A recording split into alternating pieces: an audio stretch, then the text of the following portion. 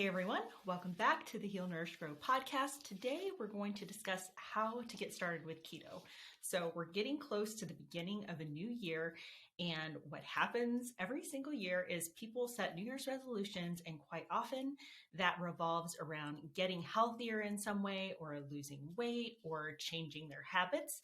And so I wanted to give this to you as a resource going forward. So if you're not doing keto or low carb yet, give you some more information on why it might be something to try, some of the benefits, some of the things that it can do for you. Or if you already are low carb or keto, you might start getting questions at the beginning of the new year from your friend that might want to lose a couple pounds or change some of their habits, and they might ask you how they should get started. And quite often that is a difficult position to be in because, you can tell them sort of how you do it or how you think that they should approach it. But sometimes it's just easier to hear these things from somebody else that they're not as familiar with, right? So I thought I would just give you this resource so that you have it and you can share it. And so that anybody is interested in starting to live a lower carb lifestyle, they'll have a pretty good idea of how to get started. So I've talked about this subject multiple times in the past. And the one thing I think it really comes down to is there's two ways to approach it. So there is the rip it off like a Band-Aid and go all in approach and just start really restricting your carbohydrates very strongly from the very beginning.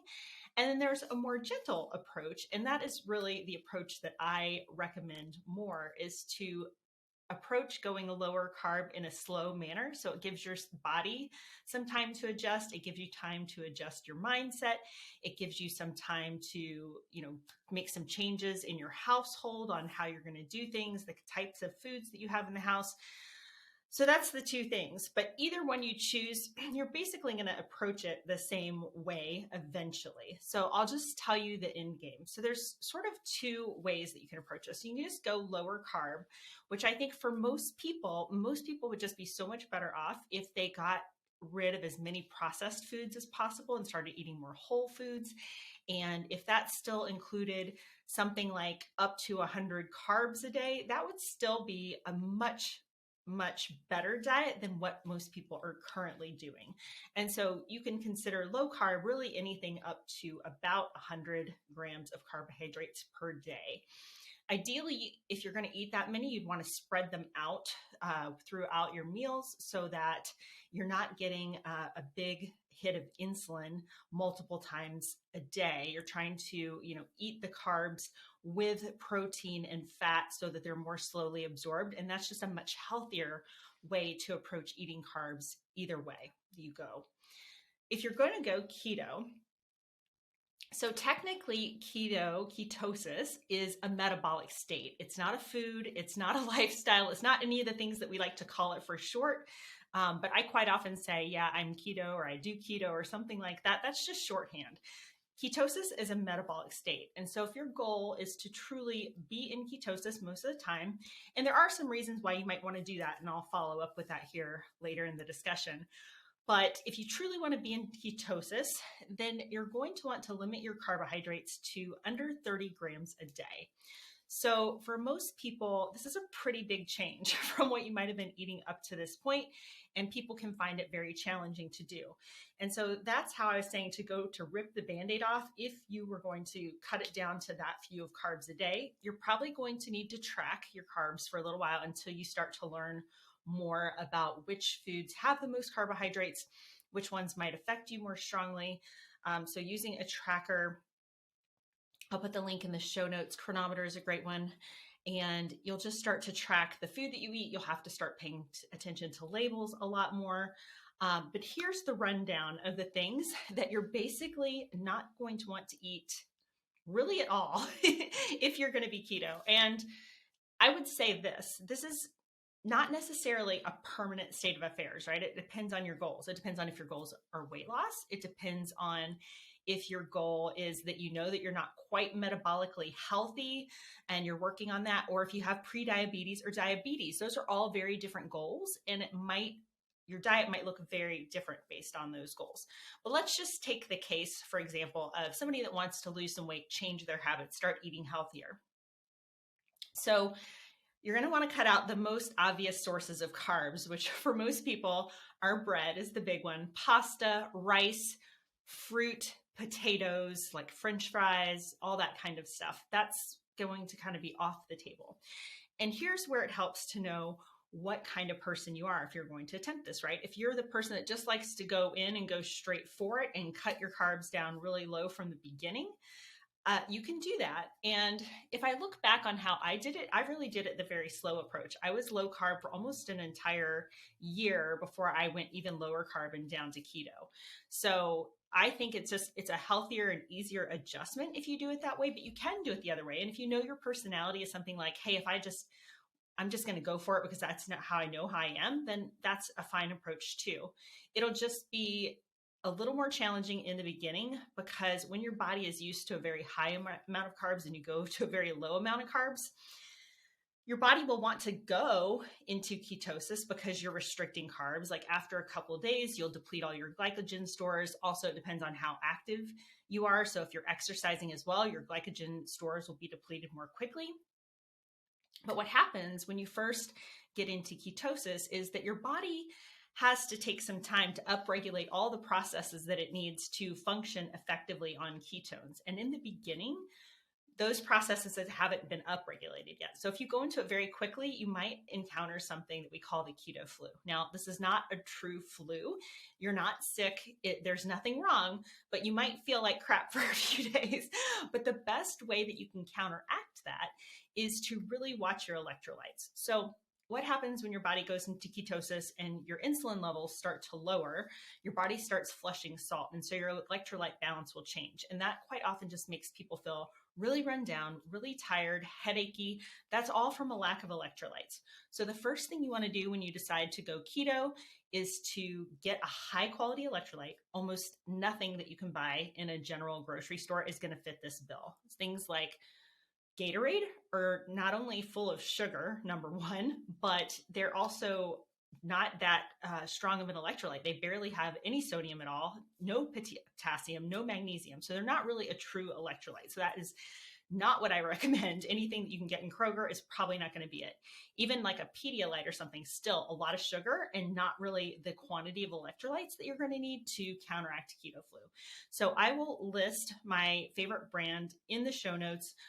There's a couple that I like. There's some newer ones that have started coming out on the market that are very popular in the keto community. And so there are plenty of high quality ones to be had. You might just need to plan ahead a little bit and order them ahead of time before you really get into this. Because like I said, you don't want to start feeling terrible from the beginning because that is going to make you feel like you want to give up or that you want to quit or that you will affect your willpower, right? Because you're not feeling so good. It might be more challenging to stay the course and keep making, good food decisions. So that's the one scenario if you're just going straight into it.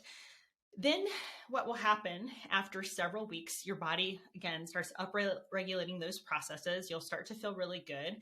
The other thing that you might want to notice in the beginning, and I certainly noticed this when I first went keto, is that if you do any kind of endurance activity like running, even just walking or cycling, any kind of cardiovascular activity that generally would generate a need for glucose, you might find your performance suffering for just a little while. For me, that lasted about 3 months. I've heard other people say more like 8 weeks. I've heard some people say 6 months.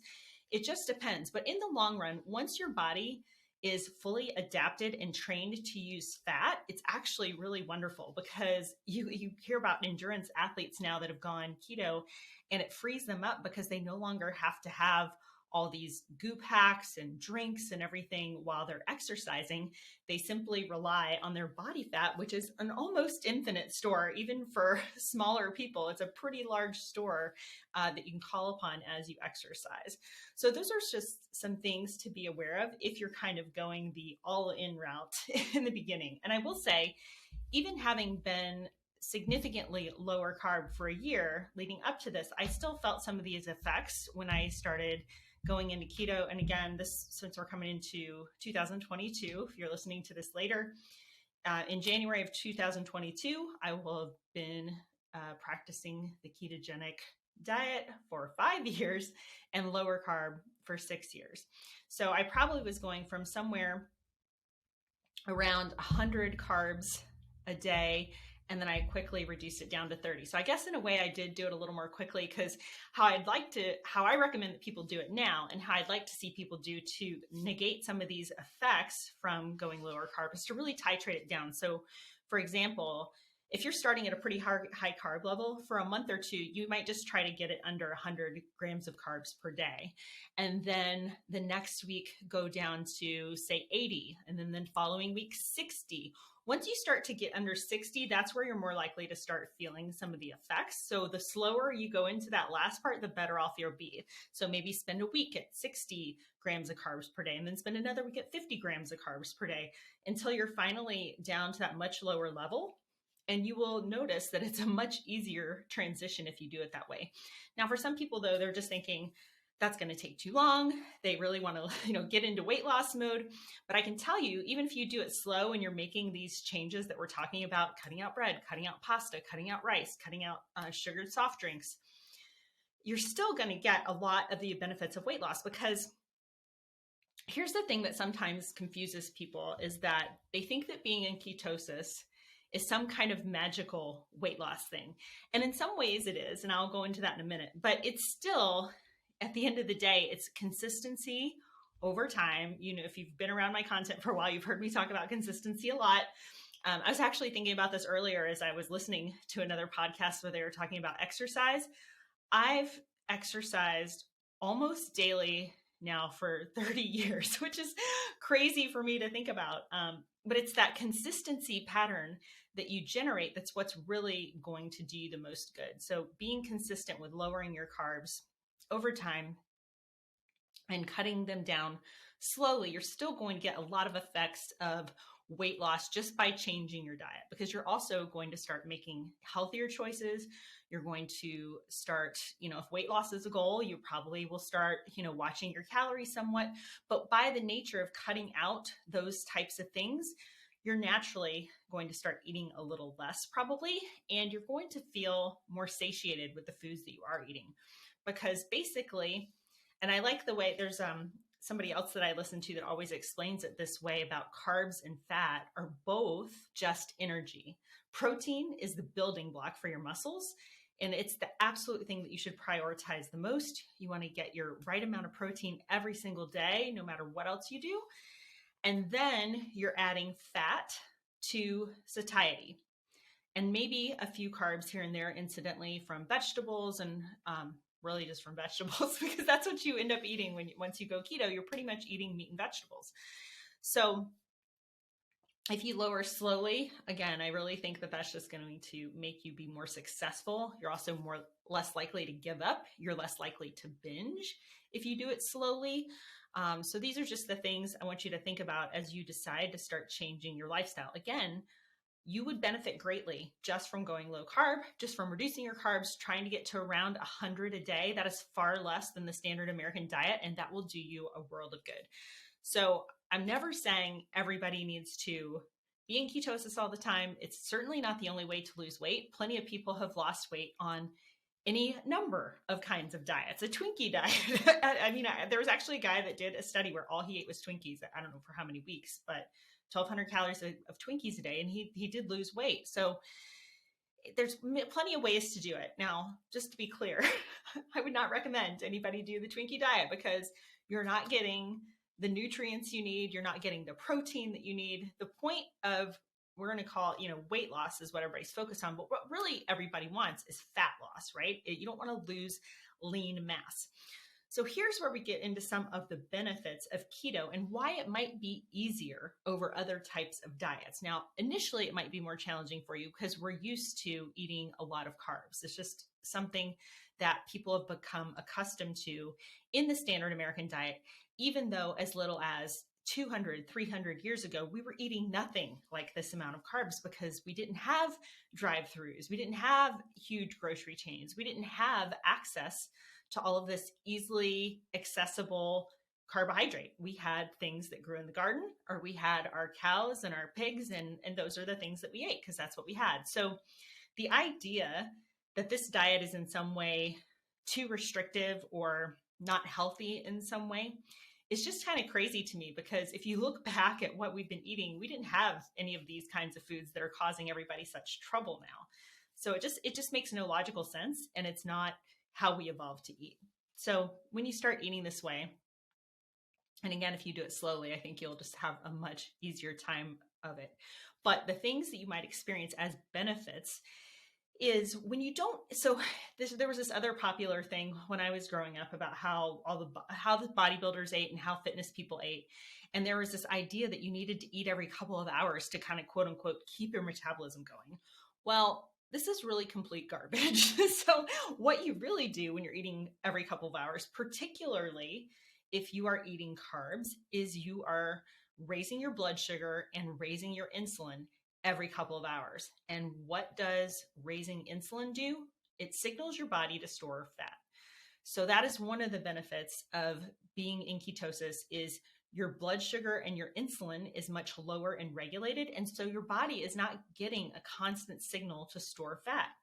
Your body is also not getting a constant signal. So when you eat carbohydrates or sugar, and they're basically the same thing, right? Just to be clear on that, carbohydrates turn to glucose in your body. So it's like if you're eating table sugar or you're eating a piece of bread, it's virtually the same as far as the physiological effect. So your insulin goes way up, your blood sugar goes up, and as it comes back down to baseline or normal, sometimes it actually even goes a little lower, but as it goes down, that's when hunger signals start to kick in. So you'll notice sometimes, for example, if you can think back to the times where you ate a pizza, and when you're eating it, you're loving it, but you get so full because it's just all that bread, and you're like thinking you can never eat again. And then meanwhile, a couple of hours later, you're actually feeling hungry again, even though you had plenty of food. Well, that's the hormones at play. And your body is getting signaled that you need to eat again, even though you just ate, because of that sugar crash coming back down. In addition, there's also this idea that your body might start to have hunger signals again, because what you ate, you didn't actually get the nutrients that you needed. So for example, if you take the example of pizza, when you eat a pizza, there might be a little meat on it, but in general, it is not the amount of protein that you would need in a meal to feel satiated and to provide you the proper nutrients. So you get rid of that up and down signaling all the time. You start eating more nutrient dense foods. You start eating more fat that a lot of people have been accustomed to not eating as much fat. Fat is very satiating. It's wonderful for your brain. And pretty soon you'll start to see that if you've ever been a person, and this was me, that was hangry, and you know what I mean when I'm talking about hangry, right? Like it's because that blood sugar crash, you're just feel like you're going to die if you don't get food. It's really intense. And that goes away. Now I can go for not only hours and hours without feeling hungry or not eating if I don't need to or want to, but also, fasting becomes much more accessible because you don't have that constant hunger. So hopefully that makes some sense. So that's one of the benefits. Another benefit of eating the way that you eat when you eat a ketogenic type diet. And here's a good place where I should make a distinction. So the traditional ketogenic diet was designed to prevent seizures in children. So if they had drug-resistant epilepsy, or before we had good drugs to treat epilepsy, one of the ways that they were able to do it was with a very high-fat diet, so that the body produced ketones. It causes the neuroinflammation to go down and can control seizures. That was what the diet was originally designed for.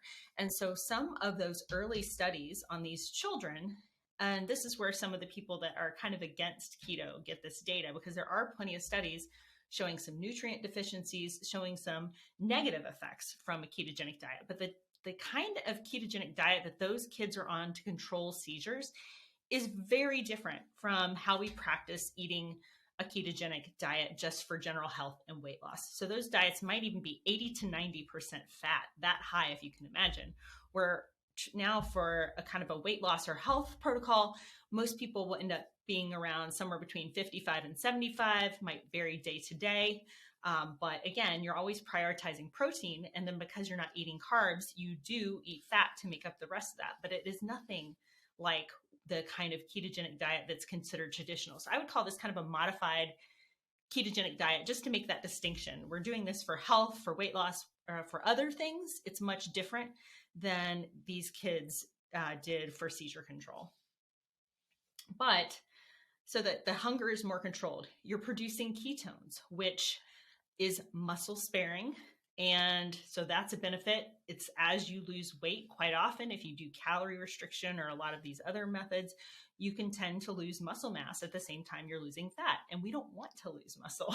In fact, the older you get, the more focused you have to be on actively trying to maintain your muscle. And there's two ways to do that. It's eating the proper amount of protein every single day, stimulating muscle protein synthesis to the extent that it makes sense if you're trying to gain muscle, and resistance training. So those are the ways that you're going to work on getting more muscle. And the reason you want more muscle is not that we don't want to look like bodybuilders or Arnold Schwarzenegger or anything like that. It's all about function as we get older, being able to do the things that we want to do. Plus, muscle is an expensive tissue. So it uses more energy and more calories to maintain. So the more muscle mass you have, the more calories you're burning while you're at rest.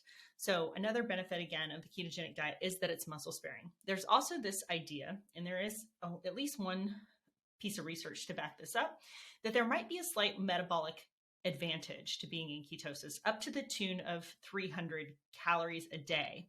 Now, I've heard different people talk about it in different ways. Part of that might be because you're eating more protein. There's this thermic effect of food when you eat protein, and it's about a 30% difference. So for example, if you eat 100 calories of protein, what you're netting from that is only about 70 calories, because it takes the body that much energy to break down protein, to extract the amino acids, to do all the things that it needs to do to process protein. Just takes more calories to do that. So, okay, so you're not hungry all the time. You're not hangry. You're not feeling these wild energy swings. You're feeling the effects of ketones on your brain, which makes you think more clearly. Like everybody always says that they get rid of the brain fog when they're on ketosis and they get rid of the carbs. So there are a vast number of benefits to practicing this way of eating outside of just weight loss. The brain effects are wonderful. The effect that it can have on body composition is wonderful. Even if you're not trying to, quote unquote, lose weight, you do want to focus on your body composition, like we were talking about with the muscle mass. So for example, you could be, what do they call it? TOFI, thin on the outside, fat on the inside.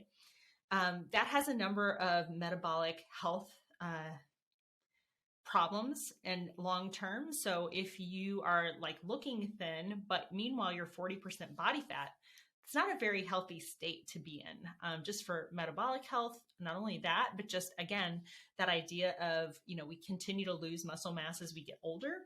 Sarcopenia, which is basically just loss of muscle mass, is become a real epidemic in the aging population, and just makes people frail. It makes you more prone to accidents. It has a lot of long-term health implications outside of just how you look. So for all of those reasons, it's a really wonderful way of eating to try. I don't think, now let's get to the point where, do you need to do it forever? This is a question, because I think a lot of people, especially when they come to this for weight loss, they think, okay, well, I'll lose the weight and then I'll just go back to eating carbs. Well, if you think about all the things I just said, I'm not really sure why anybody would do that, because I think for long-term health, it is really critical to restrict your carbs in some way. I'm not saying you have to restrict them all the way down to ketosis, but I do think you want to make the amount of carbs that you're eating match your metabolic health and match your activity level. So the more active you are, the more your body can tolerate carbs, because the activity not only burns calories, the muscles are a glucose eater, basically. So whenever you're active, you're getting kind of a double bang for your buck as far as burning off some calories and having your muscles dispose of glycogen. That's one reason it's really good to take a little walk after you eat, so that you can kind of help circulate some of that glucose out of your blood. But if you are pre-diabetic or diabetic, you might need to be more strict for a much longer amount of time. When you are metabolically healthy again, you might consider selectively including some other carbs, whole foods based carbs back into your diet, or the occasional treat if there's just something that you really, really love. But again, I think this comes back to knowing yourself. Are you the kind of person that can literally have just one chip or 10 chips, or do you have to eat the whole bag? Are you the kind of person that if you eat a piece of cake on a Monday, you think, well, I already screwed up. Maybe I'll have some pizza for dinner and then I'll start again tomorrow. But then tomorrow comes, you're like, well, I already did that. I'll start again Monday. And the next thing you know, it's a year later and you've been down that slippery slope and you never got back to your healthy eating habits. So I think it's really, knowing yourself, and this could be some trial and error. You might experiment sometimes with, okay, if I have this carb again, and I know I'm going to have cravings after that, I know I'm going to be hungrier for a couple days after that, those kind of things you'll learn. And then you'll just be able to decide, is it worth it to you? Is that something that you want to include on your day-to-day way of eating? I hate to call it a diet because that always seems to imply weight loss, but it's just a way of eating healthy. That is a lifestyle change, in my opinion. I think that it's great if people want to get healthier, and as part of getting healthier, they just want to feel better in their body, that they want to make weight loss part of that. But you can be metabolically healthy and not be at the quote unquote perfect weight, whatever we want to call that. Everybody probably has their own personal perfect weight. But there is no question that if by most standards on a height weight chart, you're overweight, and particularly if you get into the obese category, that comes with a whole lot of health problems. So I definitely understand the desire for people to want to lose weight, but I think approach it in a way of making this change to eating this way as a permanent lifestyle change. And if that means you can't go down to 30 carbs a day, you can only go to 100, and that's how you can, make it sustainable in the short term, I think that's fine. And I think, again, giving yourself that time for your body to adjust, for your mindset to adjust, it just becomes what you do. And I think that is also, if you're looking to change some of your habits and start eating a different way, or start creating any kind of habit, is to just kind of ask yourself, anytime you go into this, or anytime you're having trouble with making this change, or just struggling because you're craving carbs, or there's just something you really want, even though it's not very healthy for you, to just ask yourself, what would a healthy person do? And then it becomes your way of being, your way of thinking. You are then that healthy person. And that makes making some of those decisions and challenges a little easier. So it makes the decisions, like say your coworkers bring in some donuts to the office. It would be really easy to just, grab one without giving it much thought and think, oh, it's just one. It's not a problem. For a lot of people, that just becomes a very slippery slope. Or if you are diabetic or borderline diabetic, that one donut is really doing nothing but deteriorating your health every time you eat it. So until you've done this process long enough to get some of your metabolic health back, then I would not do that. If you're a generally healthy person, you're just trying to lose some weight, you know yourself, you know that you can literally eat one piece of pizza once a month and get right back on it and not worry about it, then I think that's wonderful. I think it's just a process of learning yourself. And I certainly think also that the longer term that you do this, the more metabolic flexibility you have, the more ability that you have to make some higher carb choices on occasion and not have it affect your health or your weight. So hopefully this was a little bit rambling. I didn't write down a bunch of bullet points about this, but I just want you to start thinking in a way, if you're really going to make these changes, I hate for people to approach it as just a way to lose weight quickly. And that's what people will think. Where in reality, what I've seen over the years and what I've observed is in the beginning, people will lose a lot of weight, particularly if they go all the way down to keto macros, because you get rid of all the glycogen in your body. Every molecule of glycogen that's being stored in your muscle is also storing along with it 3 grams of water.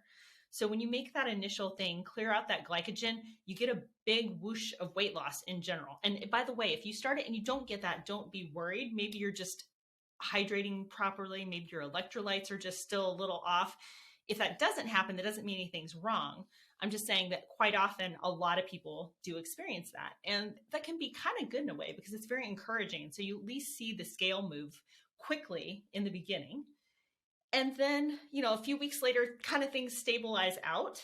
And it generally comes to a healthy weight loss, this is true of any diet. If you're highly calorie restricting or you're exercising a bunch or you're doing this whole traditional calories in, calories out thing, then it stabilizes to somewhere like 1 to 2 pounds a week for people that are smaller. People that have got a lot of weight to lose can kind of sustain that really high weight loss weight for longer. But if you're kind of like, let's just use myself as an example, middle-aged, particularly woman that's got like 20 or 30 pounds to lose, you're probably going to see, 6-7 pounds go off pretty quickly. And then you're going to be back to that slog where you're thinking, keto doesn't work. Keto doesn't work for me. And it's not that it doesn't work for you. It's because your expectations of weight loss are distorted by the media or distorted by these headlines. You'll see like, I lost 150 pounds on keto. Well, meanwhile, the person started out at 400. That's a very different scenario. A person that's 400 pounds losing 150 pounds in 9 months versus a person that is 150 pounds and their ideal weight's 130. That last 20, 30, 40 pounds for most people goes far slower. So I hate for people to focus on if they're just about weight loss, that they don't see it come off quickly or they give up because they say it doesn't work for them. Because in the meantime, all these health things that you should be focused on, like your metabolic health and your blood pressure and your insulin sensitivity and all of these other wonderful things that are happening in your body and improving, which, by the way, I should have said this at the very beginning. If you are thinking about getting started with eating lower carb or eating keto or making healthier food choices in general, it's good to get a baseline. Get a baseline weight, even though weight is not very useful. It would be much better if you can get an accurate body composition. So the most accurate one you can get is hydrostatic weighing. It's you submerge yourself in the water. It's difficult to find. Some big cities with universities that do a lot of like metabolic studies will have them. But hydrostatic weighing is really the gold standard. The second is a DEXA scan. Most cities will have that, but not all of them focus on using a DEXA for body composition. They're generally used for assessing bone mass. So you have to make sure that you ask for a body composition DEXA and make sure that the facility that you're going to actually does that before you schedule it. And then the third best one would be a bod pod. And where I'm in Cincinnati, it's a larger city, but not a huge city. And we do have a bod pod and we have plenty of DEXAs.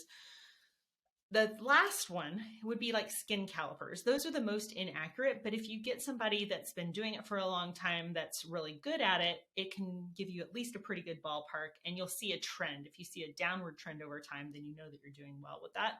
Same thing with body fat scales. They use bioelectrical impedance, which is not very accurate, but it can show you a trend over time.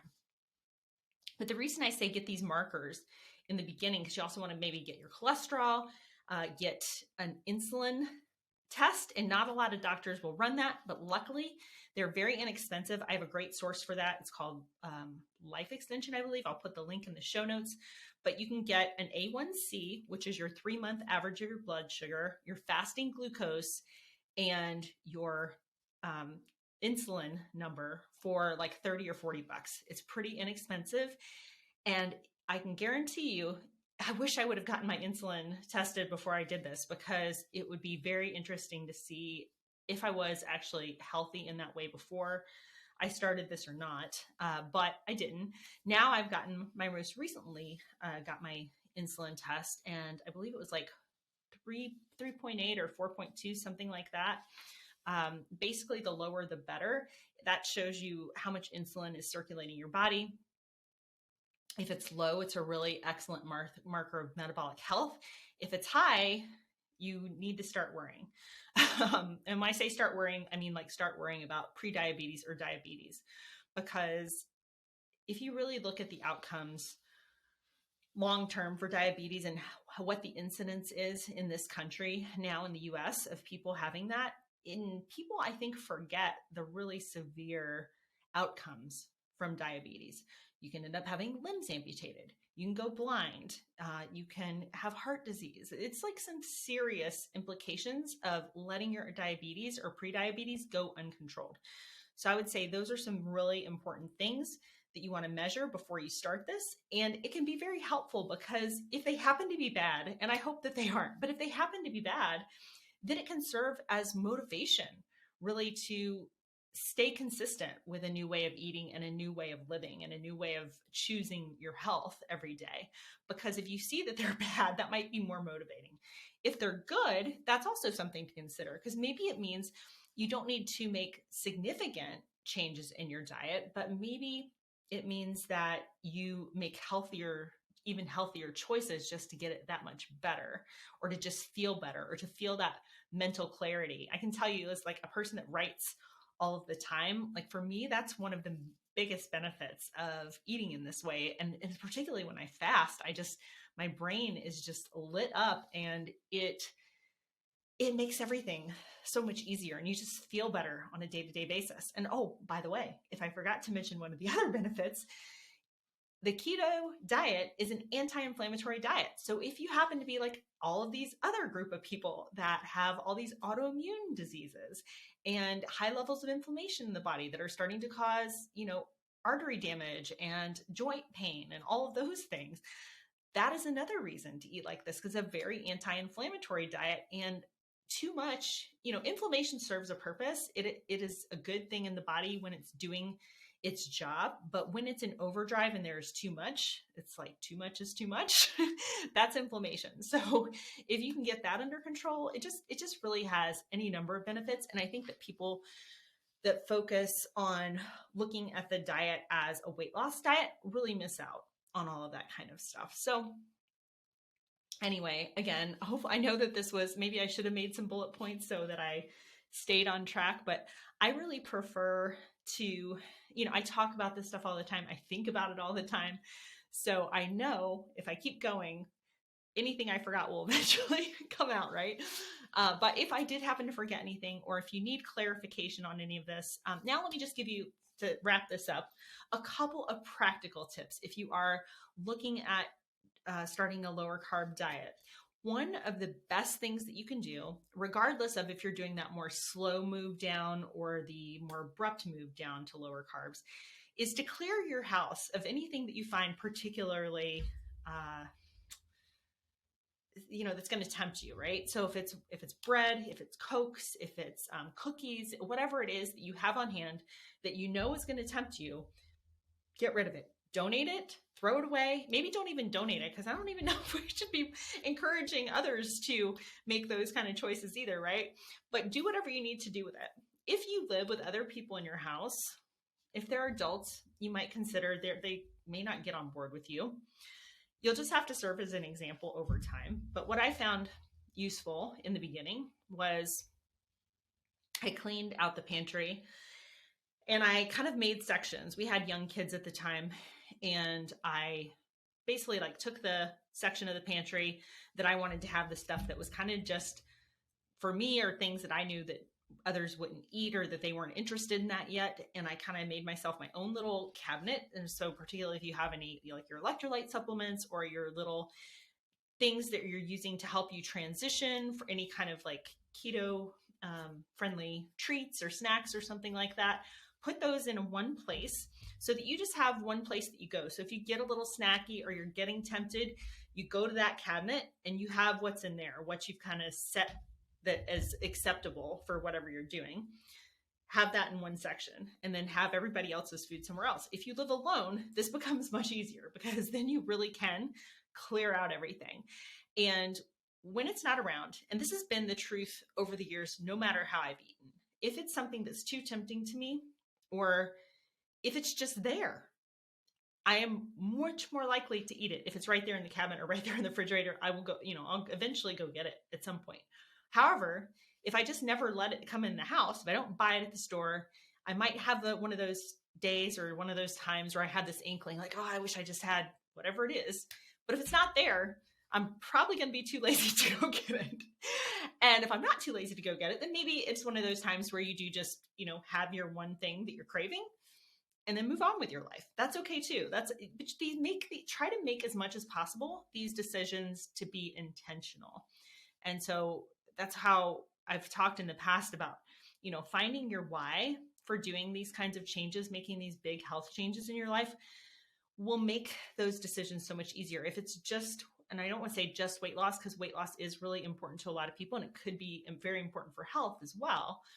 But if your reason why is weight loss, that's a very different reason why than some more serious health issues, or wanting to be around for your grandkids, or wanting to have a different goal, like maybe running a marathon or whatever it is. Finding some of those goals and reasons why in your life that are kind of more of a big overarching life goal than just like a short-term weight goal, I think you'll find that will make it a little bit easier for you. So, okay, so I think that was, the last thing. I promise this really is the last thing. So I actually created a guide that's a written guide, Getting Started with Keto Guide, over the website. So if you go to gettingstarted.healnourishgrow.com, you can download the guide, and it gives you some more of these practical tips. It kind of lays it out in a more, I was talking about, like, I didn't make bullet points for this conversation, but when I wrote the guide, I did lay it all out for you. And there's also our beginner's guide to keto that's just on the site, on the webpage, or it's not a download. You can just go there and read it anytime that you want. So hopefully that helps. If you need any clarification, if you have any questions, always feel free to reach out. And in the meantime, if you do decide to make some of these changes and implement some of the things I suggested, or if you just want somebody to share it with that will appreciate it, always reach out to me and let me know. I would love to hear your successes. I would love to hear your struggles. Any way I can help, I will try my best. So anyway, have a great rest of your day or evening or whatever time it is wherever you are, and I will see you again next time.